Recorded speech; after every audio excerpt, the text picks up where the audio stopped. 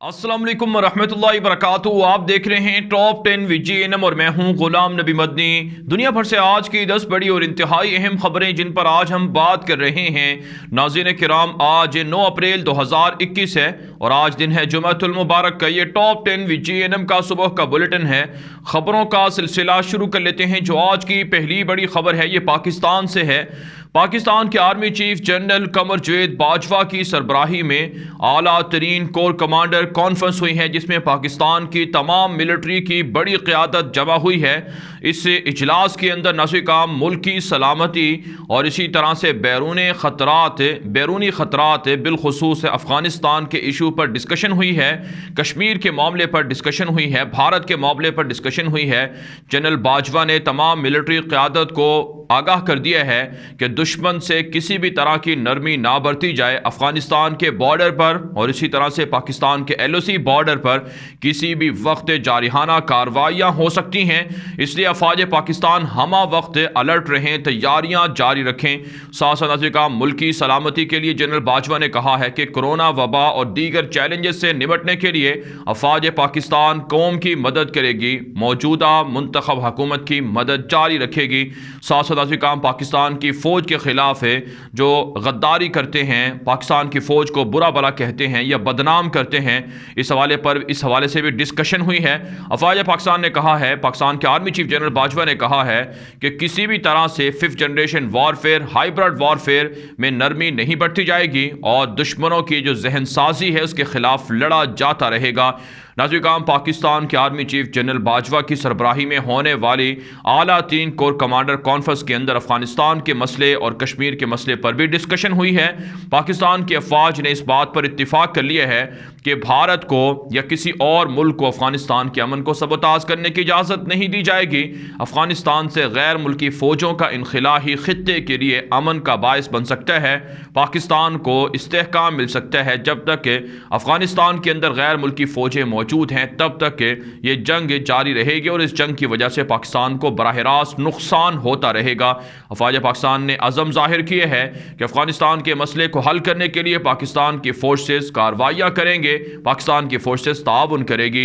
इसके अलावा नाज़रीन काम कश्मीर के मुसलमानों की मदद जारी रखने और भारत के खिलाफ प्रेशर बढ़ाने पर भी इत्तेफाक किया गया है। आगे बढ़ने को हम जो आज की दूसरी बड़ी खबर है ये मकबूजा कश्मीर से है। नाज़रीन काम मकबूजा कश्मीर का इलाका शुपैया है जहां भारतीय फोर्सेस और मुजाहिदीन के दरमियान बड़ी झड़प हुई है। आज सुबह सवेरे भारतीय फौज के खिलाफ मुजाहिदीन ने बड़ा हमला कर दिया है, जिसके नतीजे में भारतीय फौज के 15 अहलकार जख्मी जबकि 6 अहलकार हलाक हुए हैं। गोडी मीडिया इस हवाले से झूठी खबरें चला रहा है कि महज भारत के 4 फौजी जख्मी हुए हैं, लेकिन नाज़रीन हकीकत ये है कि भारत के 15 फौजी जख्मी जबकि 6 हलाक बताए जा रहे हैं। जो हमारे इतलात हैं उसमें नाज़रीन भारतीय फौज का यह भी दावा है कि कश्मीरी मुजाहिदीन को भी शहीद किया गया है। 4 कश्मीरी मुजाहिदीन शहीद किए गए हैं। लेकिन नाज़रीन ये जंग ग़ज़वा हिंद के नाम से जारी है। इस जंग में जहां शहादतें कुर्बानियां दी जा रही हैं वहीं भारतीय फौज के परखच्चे भी उड़ाए जा रहे हैं। कश्मीरी माओ बहनों को सलाम है जो अपने जवानों को, अपने भाइयों को, अपने बेटों को इस अजीम जंग के लिए और आज़ादी के लिए वक्फ कर रही हैं। साथ साथ नाज़रीन इत्तलात सामने आ रही हैं कि भारतीय फोर्सेस की जानिब से आज पूरे कश्मीर के अंदर सर्च ऑपरेशन की धमकी दी गई है और कश्मीरी नौजवानों के, कश्मीरी जो ख़ानदान हैं उनके घरों को जलाने की इतलात भी सामने आ रही हैं।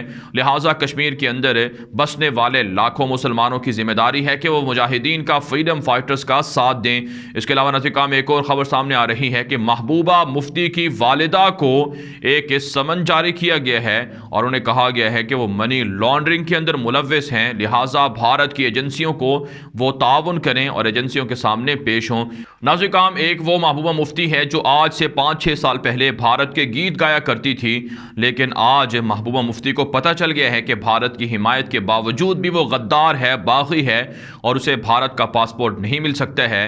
तो जब महबूबा मुफ्ती के साथ ये सलूक हो रहा है तो बाकी कश्मीरियों के साथ भला कैसे भारत हमदर्दी कर सकता है। लिहाजा कश्मीरियों को समझना होगा कि भारत हमारा खैर खा नहीं बल्कि हमारा दुश्मन है। आगे बढ़ने को हम जो आज की तीसरी बड़ी खबर है ये भारत से है। नाज़रीन भारत और चीन के दरमियान आज आला फौजी जर्नैलों की मुलाकात हो रही है। इंतहाई आला सतही मीटिंग के अंदर भारत का دعویٰ ہے کہ چین کو مجبور کیا جائے گا کہ ڈس انگیجمنٹ کرے، اپنی فوجوں کو بھارتی علاقوں سے نکالے۔ لیکن عزیزان ہماری اطلاعات یہ ہیں کہ چائنا بھارتی علاقوں سے فوجیں نکال نہیں رہا ہے بلکہ بڑھاتا جا رہا ہے، کیونکہ چائنا نکسالی تحریک کے علیحدگی پسندوں کے ساتھ بھی رابطے میں ہے۔ وہ نکسالی تحریک کے لوگ جنہوں نے آج سے 6-7 دن پہلے بھارتی فوج کے 30 سے زائد اہلکار مار ڈالے تھے اور 50 سے زائد کو گرفتار کر لیا تھا، اب اطلاع سامنے آ رہی ہیں کہ چھتیس گڑھ کے اندر گرفتار ہونے والے بھارتی فوجیوں کو قیدیوں کے تبادلے میں رہا کروایا جا رہا ہے۔ یعنی ماؤ نواز نکسالی تحریک کے علیحدگی پسند اپنے قیدیوں کو رہا کروا رہے ہیں، اپنے ساتھیوں کو رہا کرا رہے ہیں، بدلے میں بھارتی فوجیوں کو چھوڑا جا رہا ہے۔ لیکن دنیا بھر کے اندر بھارتی فوج کی جگہ ہنسائی ہوئی ہے، جس سے پتہ چل گیا ہے کہ بھارتی فوج کے پاس اتنی صلاحیت نہیں ہے کہ وہ علیحدگی پسندوں سے نمٹ سکے، اور چائنا ناظرین بھارت کے ساتھ ملحقہ سمندری علاقوں کے اندر بھی جنگی مشقیں جاری رکھے ہوئے ہے۔ ساؤتھ چائنا سی کے اندر چائنا کی جانب سے خطرناک بحری جنگی جہازوں کی پیٹرولنگ ہو رہی ہے، جس سے بھارت، امریکہ اور دیگر ان کے اتحادیوں کو تھریٹ کیا جا رہا ہے۔ آگے بڑھنے کا جو آج کی چوتھی بڑی خبر ہے یہ ناظرین بھارت ہی سے ہے۔ بھارت کے اندر اقلیتوں پر ظلم ہونا معمول کی بات ہے، مسلمانوں کو ٹارگٹ کیا جاتا ہے، مسلمانوں کو شہید کیا جاتا ہے۔ اب ناظرین دلت نسل کے ہندوؤں پر بھی ظلم کا سلسلہ بڑھتا جا رہا ہے۔ 2 دلت نسل کے ہندوؤں کے سر کاٹ دیے گئے ہیں۔ کہا جاتا ہے اس میں بی جے پی کی غنڈہ حکومت، انتہا پسند حکومت ملوث ہے، اور بھارت کے اندر دلت نسل کے ہندوؤں کے قتل پر احتجاج بھی دیکھنے میں آ رہا ہے۔ ناظرین سکھوں پر ظلم ہو رہا ہے، عیسائیوں پر ظلم ہو رہا ہے، مسلمانوں پر ظلم ہو رہا ہے، دلت نسل کے ہندوؤں پر ظلم ہو رہا ہے، اور اسی طرح سے دیگر اقلیتوں پر بھی، برادریوں پر بھی ظلم ہو رہا ہے۔ لہٰذا مودی حکومت کے خاتمے کے لیے پورے بھارت کو یکجا ہو کر احتجاج کرنا چاہیے اور کسانوں کا، سکھوں کا ساتھ دینا چاہیے، تاکہ مودی انتہا پسند حکومت کا خاتمہ ہو سکے اور ظلم سے نجات مل سکے۔ آگے بڑھے تو جو آج کی 5ویں بڑی خبر ہے یہ ناظرین افغانستان کے معاملات کے حوالے سے ہے۔ تازہ رپورٹ سامنے آ رہی ہیں۔ افغان طالبان کے ترجمان ذبیح اللہ مجاہد نے ٹویٹر اکاؤنٹ پر لکھا ہے کہ صوبہ بلخ کے اندر طالبان کو بڑی کامیابی ملی ہے۔ 23 کابل فوجی طالبان کے سامنے ہتھیار ڈال کر سرنڈر ہو چکے ہیں۔ 5 چیک پوسٹیں اور بڑے فوجی یونٹ فتح کر لیے گئے ہیں۔ بھاری مال غنیمت، ٹینک اور دیگر جنگی ساز و سامان بھی حاصل ہوئے ہیں۔ اس کے علاوہ ناظرین ایک اور خبر سامنے آ رہی ہے کہ صوبہ ننگرہار کے اندر اور جوزجان کے اندر طالبان نے بڑی کارروائیاں کی ہیں، جن میں کابل فورسز کے 37 اہلکار ہلاک کر ڈالے گئے ہیں، متعدد زخمی اور گرفتار بھی کیے ہیں۔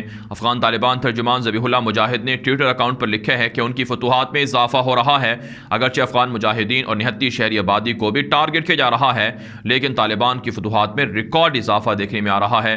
اس کے علاوہ ناظرین طلوع میڈیا نیٹ ورک نے رپورٹ جاری کی ہے کہ 9 مشتبہ افراد کو گرفتار کیا گیا ہے جو ٹارگٹ کلنگ کے واقعات میں ملوث تھے۔ لیکن ناظرین افغانستان کے اندر امراللہ صالح، اشرف غنی کے خلاف جو ورثاء ہیں ان کا یہ ماننا ہے کہ یہ جھوٹ بول رہے ہیں، دراصل جو اصل قاتل ہیں ان کو نہیں پکڑا گیا ہے۔ کابل حکومت اپنے مخالفین کو خود راستے سے ہٹا رہی ہے۔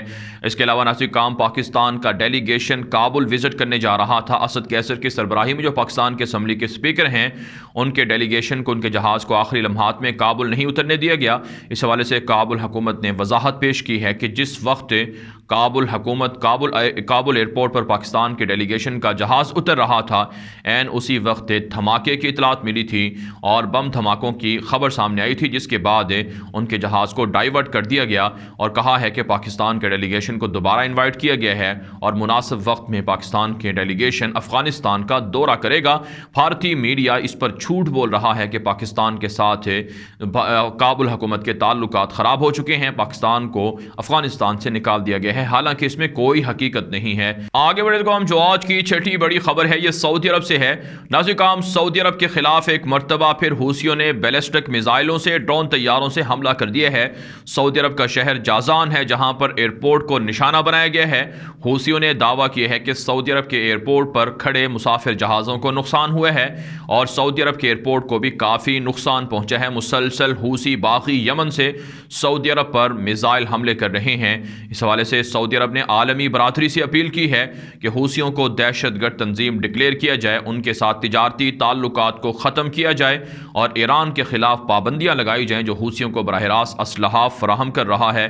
کہا جاتا ہے یمن کے اندر جاری اس جنگ میں امریکہ، یورپ بھی حوثیوں کی پشت پناہی کر رہا ہے اور سعودی عرب کے ساتھ منافقت کر رہا ہے۔ سعودی عرب پاکستان کی حمایت سے، پاکستان کی مدد سے اپنے دفاع کے لیے نئے اقدامات بھی کرنے جا رہا ہے۔ آگے بڑھنے کو ہم جو آج کی 7ویں بڑی خبر ہے، یہ نازل کام ترکی سے ہے۔ تازہ ترین رپورٹس موصول ہو رہی ہیں کہ ترک صدر رجب طیب ایردوان کے خلاف اٹلی کے وزیر اعظم نے نازیبا کلمات کہے ہیں۔ اٹلی کے وزیر اعظم نے کہا ہے کہ ترکی کے صدر رجب طیب ایردوان یورپ کی تنظیموں پر، یورپی ممالک پر، یورپی یونین پر قبضہ کرنا چاہتے ہیں اور یورپی ممالک کے جو مندوبین ہیں ان کی توہین کر رہے ہیں، جس پر ترکی نے اٹلی کے سفیر کو طلب کر کے شدید احتجاج کیے ہے۔ کہا جاتا ہے کہ اٹلی ترکی کی جو محبتیں ہیں یا ترکی کی سفارتی تعلقات ہیں ان کو پاؤں تلے روند رہا ہے۔ ترکی نے کرونا وائرس کے دنوں میں اٹلی کے لیے بڑی مدد کی تھی، اب نازل کام اٹلی کو بھی فرانس کے ذریعے سے اور دیگر ملکوں کے ذریعے سے ورغلایا جا رہا ہے۔ دراصل نازل کام یورپ کو ترکی کی بڑھتی ہوئی معاشی ترقی سے خطرہ ہے۔ ترکی کے اندر استنبول کنال کے نام سے اردگان نے جو منصوبہ شروع کیے ہے، اس پر یورپ کو تکلیف ہے کہ آبنائے باسفور سے جہاں سے آزادانہ نقل و تجارت ہوتی تھی اس کے متبادل نیا روٹ ہے تو یہ اردگان کیوں بنا رہے ہیں، اور پھر بحر اسود کے اندر جو ترکی کی فوجیں کامیابی سے سرگرمیاں سر انجام دے رہی ہیں، گیس اور پیٹرول کے ذخائر تلاش ہو رہے ہیں، اس پر بھی یورپ کو تکلیف ہے۔ اور لیبیا کے اندر جو ترکی کی انویسٹمنٹ ہے، ترکی کی وہاں پر فوجی اڈے ہیں، اس پہ بھی یورپ کو تکلیف ہے، اس لیے اردگان اور ترکی کے خلاف اس طرح کے بیانات سامنے آ رہے ہیں۔ لیکن دوسری طرف نازل کام طیب اردگان کی حکومت نے کہا ہے کہ لیبیا کے اندر بھاری سرمایہ کاری ترک تاجر کر رہے ہیں، لیبیا کا تعاون جاری رکھا جائے گا، اور اسی طرح سے سلطان فاتح کے نام سے جو باہری جہاز ہے اس نے بحر اسود کے اندر گیس اور پیٹرول کی ذخائر کی تلاش کے لیے نئی مہم بھی شروع کر دی ہے۔ آگے بڑھنے کو ہم جو آج کی 8ویں بڑی خبر ہے یہ اردن سے ہے۔ نازل کام اردن کے بادشاہ کنگ عبداللہ ثانی سے امریکہ کے وزیر خارجہ انٹونی بلنکن نے فون پر بات چیت کی ہے اور اردن کے اندر ہونے والی بغاوت کے حوالے سے اور امن و امان کے حوالے سے ڈسکشن ہوئی ہے۔ اردن کے بادشاہ کنگ عبداللہ ثانی نے امریکی وزیر خارجہ انٹونی بلنکن کو کہا ہے کہ اسرائیل کو لگام ڈالی جائے۔ اسرائیل خفیہ ایجنسی موساد کے ذریعے سے اردن کے اندر بدامنی پھیلانا چاہتا ہے، بغاوت کروانا چاہتا ہے، لہٰذا اردن کے خلاف اسرائیل کی سازشوں کو رکوانا امریکہ کی ذمہ داری ہے، جس پر انٹونی بلنکن نے کہا ہے کہ اسرائیل سے بات چیت کی جائے گی اور اردن کے امن و امان پر کوئی سمجھوتا کمپرومائز نہیں ہوگا، اردن کے ساتھ امریکہ تعاون جاری رکھے گا۔ کہا جاتا ہے کہ شہزادہ حمزہ جو کنگ عبداللہ ثانی کے سوتیلے بھائی اور سابق ولی عہد ہیں، انہوں نے بغاوت کی تھی، اب ان کے درمیان صلح بھی ہو چکی ہے اور مشتبہ افراد اب بھی گرفتار ہیں اور اردن کے اندر فوج کو ہائی الرٹ کیا گیا ہے۔ مختلف ملکوں سے اردن کی حمایت کا اعلان کیا گیا تھا، سعودی عرب کھل کر اردن کی حمایت میں سامنے آیا تھا، جبکہ نازل کام اطلاعات یہ ہیں کہ امریکہ، اسرائیل، یورپ پہ جان بوجھ کر سازشیں کر کے اردن کے اندر بدامنی پھیلا کر خانہ جنگی کروانا چاہتے ہیں تاکہ اسرائیل کو گریٹر اسرائیل بنانے کا، قبضہ کرنے کا موقع مل سکے۔ آپ جانتے ہیں اردن مسجد اقصی بیت المقدس کے حوالے سے کافی سخت موقف اپنائے ہوئے ہے، کیونکہ تولیت اردن کے پاس ہے، جس پر سب سے زیادہ تکلیف اسرائیل کو ہے کہ کیوں اردن ان کے راستے میں رکاوٹ بنا ہوا ہے، اس لیے وہاں پر بغاوت کروائی جا رہی ہے۔ آگے بڑھنے کو ہم جو آج کی 9ویں بڑی خبر ہے یہ رشیا، امریکہ، یوکرائن اور یورپ کے تعلقات کے حوالے سے ہے۔ نازل کام یوکرائن رشیا کا پڑوسی ملک ہے جہاں پر روس نے بڑے پیمانے پر فوجوں کو ڈپلوائے کرنا شروع کر رکھا ہے۔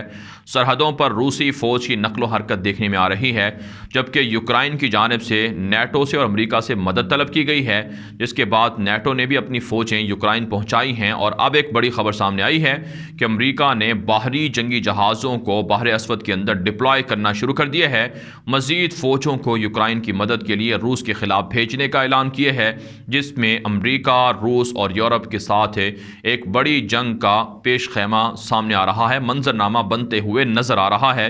اس حوالے سے عالمی ذرائع ابلاغ پر خبریں نشر ہو رہی ہیں۔ CNN امریکہ کے بڑے میڈیا نیٹ ورک ہے، اس نے یہ رپورٹ جاری کی ہے کہ امریکہ کی فوجی مشقوں یا امریکہ کی فوجوں کی تعیناتی سے روس اور امریکہ کے درمیان ایک نئی سر جنگ کا آغاز ہوگا اور اس سے دنیا کے امن کو بھی خطرہ لاحق ہے۔ آپ جانتے ہیں ناظرین، روس یورپ کے ساتھ بھی لڑائی میں ہے، ہے اور یورپ الزام لگا رہا ہے کہ روس جاسوسی کر کے خطرناک حد تک یورپ کے لیے خطرہ بنا ہوا ہے۔ آگے بڑھنے کا جو آج کی 10ویں بڑی خبر ہے یہ بھی امریکہ سے ہے۔ ناظرین کرام، امریکہ کے مشہور ترین میگزین فوربس نے ایک تازہ رپورٹ جاری کی ہے دنیا کے امیر ترین افراد کی، جس میں بیجنگ شہر کے اندر بھی کافی جو ارب پتی افراد ہیں ان میں اضافہ ہوا ہے۔ نیو یارک جو امریکہ کا دنیا کا سب سے امیر ترین شہر تھا جہاں پر سب سے زیادہ ارب پتی افراد رہا کرتے تھے، اب نیو یارک کی بجائے بیجنگ کے اندر دنیا کے ارب پتی افراد کی تعداد بڑھ گئی ہے۔ نیو یارک کے اندر تقریباً 99 ارب پتی افراد رہتے ہیں جبکہ بیجنگ کے اندر 100 رہتے ہیں۔ مجموعی طور پر چائنا اور اسی طرح سے ایشیا کے جو افراد ہیں وہ امریکہ کے اندر ارب پتی افراد کی جو تعداد ہے اس سے کہیں زیادہ ہیں۔ کہا جاتا ہے دنیا بھر کے اندر چائنا امریکہ پر سبقت لے رہا ہے۔ معیشت کے اعتبار سے دنیا کے 70 سے 80 ممالک کے اندر چین کا بیلٹ اینڈ روڈ انیشیٹو منصوبہ جاری ہے، جس کے ذریعے سے امریکہ کی سپر طاقت کو، امریکہ کے غلبے کو ختم کیا جا رہا ہے۔